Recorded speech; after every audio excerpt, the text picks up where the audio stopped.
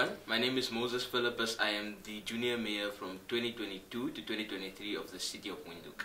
And today I'll be talking about the International Youth Day. So there are a lot of challenges that youth of every generation are going to face naturally. But I don't want to talk about those ones today because I feel like today, particularly in this social media age where we're all connected, the biggest challenge the youth are facing is ourselves. We are so divided and there are so many different communities and there's so much hate being spread on social media platforms especially, that I feel like there's a lack of solidarity between the youth. Days like the Day of the African Child, even youth days were made to commemorate the solidarity that the youth have, but I feel like somehow we're losing that because we're so divided, and I'm not sure if it's because of social media, because I don't want to be the person who's blaming social media for everything, but I do want to point out that right now the biggest challenge to the youth is ourselves, especially in this transitioning stage where we are, and we are getting power, so now we can't complain. I'm junior mayor now, and I always used to criticize all the other mayors, but now I'm junior mayor, so I can't complain if I don't do my job right. So right now our biggest challenge is ourselves. Every challenge can be solved.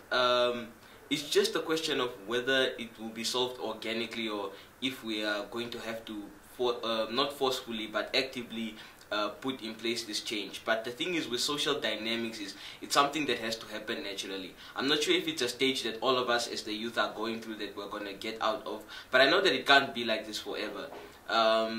There are certain things on social media that you see that are not necessarily going to make you happy, but those are just trends and phases. I'm sure by the end of this decade the youth will have found themselves, because ultimately being youth means being on a journey to find yourself. You're not an adult yet, you're exploring different ideas and different even music or movies and finding what you like, and then by the end of the decade I'm sure we're going to have an established taste that we can all come together and say this is what we are as youth, or Namibian youth, especially for where I live.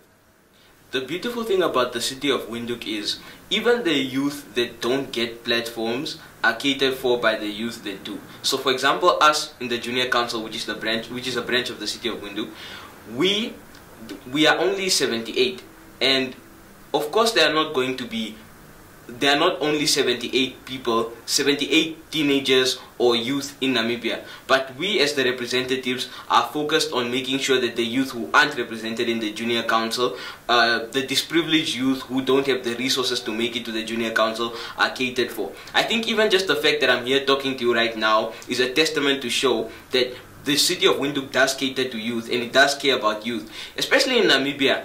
Right now there are so many platforms for youth to speak. There are so many organizations, whether run by the city of Windhoek or just generally non-profit, non-governmental organizations in Namibia.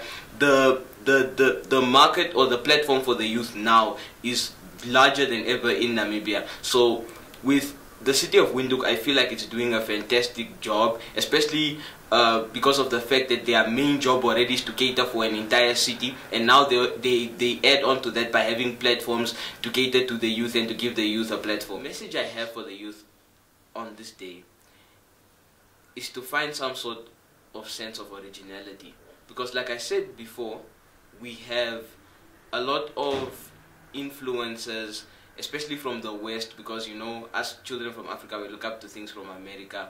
We have a lot of influences pulling us side to side in social media, and we always try to put the blame on the parents, but a parent can't always be there for you and monitor what you are doing on Instagram and Facebook.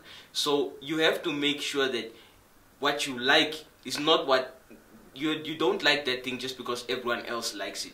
You like it because you've done your research and you're actually educated on what this thing is and the consequences that it may bring. Because especially now it's on social media, we have a rise in mob justice or crowd mentality, where people will hate or like a certain thing just because everyone else hates it and they don't even know what the thing is. You'll find someone saying something is horrible and you're like, okay, why? And they're like, no, I didn't even do my research on the thing. I just hate it because, you know, everyone else hates it. So it's to find some sort of sense of originality and to do your research in whatever you partake in, to make sure that you are not supporting anything that's wrong, or even if you are supporting something that is right, it's something that is true to your core values and who you are.